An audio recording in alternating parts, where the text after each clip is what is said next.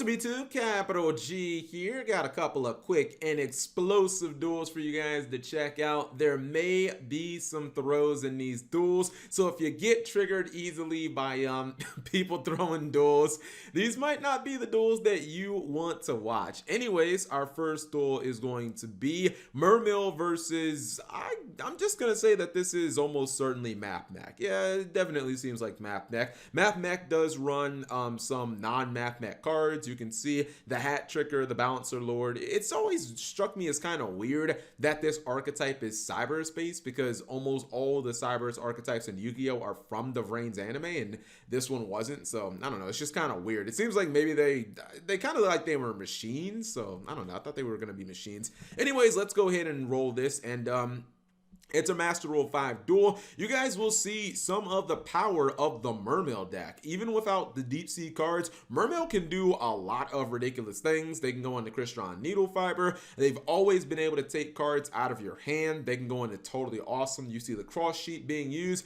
That's going to summon the Dragoons back from the graveyard so that you can use the effect over and over again if he wants to detach material. Off of that Abyss Dweller, he will get a search as well. Gonna go into Needle Fiber, and he's going to take lots of cards out of his opponent's hand. Goes for 2 right there, and that would be off Moon Glacier. He also is going to get some negation. As I said before, this card was a godsend to the Mermill deck. Being able to go into a generic level 8 that has Spell and Trap negation is super good for the archetype, and he's not done taking cards out of his opponent's hand. We know with Crystron Needle Fiber, you can turn that into Desert Lotus, snipe out another card. Now look at the game state right now.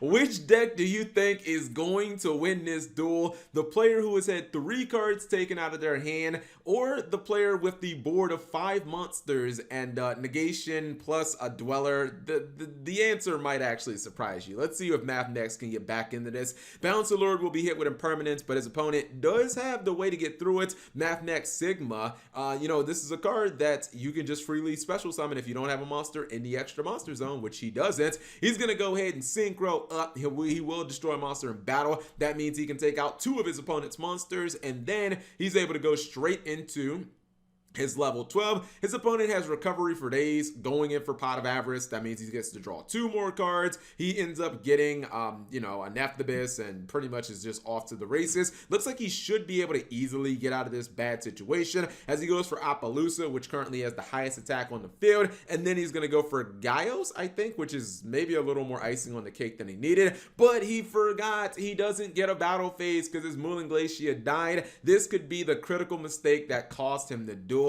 We'll see if it does. Now he is going to, luckily, his Appaloosa is going to live, and I was like, all right, you know, maybe it was by, I don't know if that was by design or by blind dumb luck, but it did work. His big level 12 goes down. Its effect was not negated for whatever reason. I don't know why, and he just sets a Solemn Strike.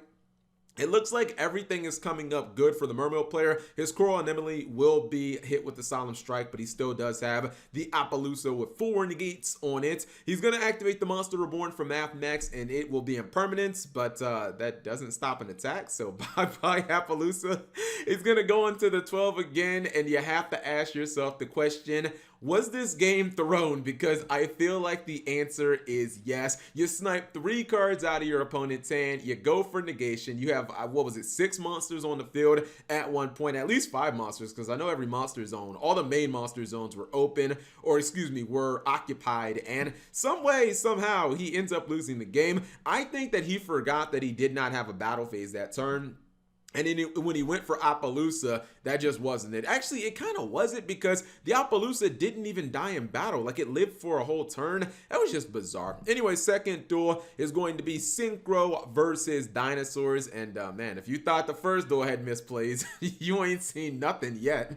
Dinosaurs are like, we gonna make all the misplays. Now look, personally, I believe your opponent has 3 cards on field and you have evenly. I think you just take the +2. You're not gonna, I mean, it's fine. You don't need the battle phase turn 1 unless you're gonna OTK anyways. I think you take the pluses, you activate your extravagance, and then you just you know, kind of pop off. So he gets the free draw 2. This is what I did not agree with. He is going to not activate the copy of Evenly Matched, and he's going to pay for it immediately as his diagram gets hit with Twin Twisters. See, that wouldn't have happened if you would have evenly matched. Well, I guess technically it still could have happened, but your opponent wouldn't have had the Link Karibo or the set card, which is an unknown card. Anyways, he is going for the pop-off, going for the jump speeder, probably going to go for a big Dragon Boy. That is Supernova Dragon, and he almost has enough damage to kill him, actually leaving him with a mere 700 life points. Evenly matched, not looking so great there because he's able to keep his 7,000 attack monster. We'll see what he's going to do. He will have his True King banished, but he is able to follow up with Conductor Tyranno, and at least that's something. Conductor Tyranno is looking really strong right now. At least the Supernova Dragon doesn't come back until the end phase, so he doesn't have to worry about that immediately. And when his opponent puts a bunch of monsters on board, he will activate the effect, book them all, and then get a search from Oviraptor. So despite the fact that I feel like he kind of threw away the early game, maybe, he's still kind of in this duel. This was also, you could argue, a mistake. Summoning Glow Up Ball but in defense mode, that like if you're not going to use it, this is a mistake, because like you don't want to have more monsters on the field for Conductor. He just attacks for 1,000 damage each time, so it's actually better to just have less monsters on the field. But anyways, let's see what he's going to do. He's going to go for Miscellaneous Source, and then he will go for Doka. This means that his opponent, I mean, he could try to activate Nova Dragon, but it can be negated by Doka. He will find that out the hard way as Conductor gets it in, and neither one of these players feel like they are able to close this game out as he leaves them with 500 life points. Place your bets right now. Who is winning this duel? 500 life points versus 700 life points. The answer might surprise you, just like in the first duel. Let's see. He's going to search off Oviraptor. I really thought that if he would have searched a Kaiju, I don't know if he runs, oh man, I'm forgetting the name. Why do I want to say Kumongus? It's not Kumongus. With Dogoran, if he would have ran Dogoran, I feel like he would have won this duel. Anyways, he will ultimately book the Supernova Dragon in main phase 1, only to have him be flipped right up and attack into, I think he attacked into Oviraptor. I feel like that was super anticlimactic, by the way. I think this is one of the reasons why you always have to run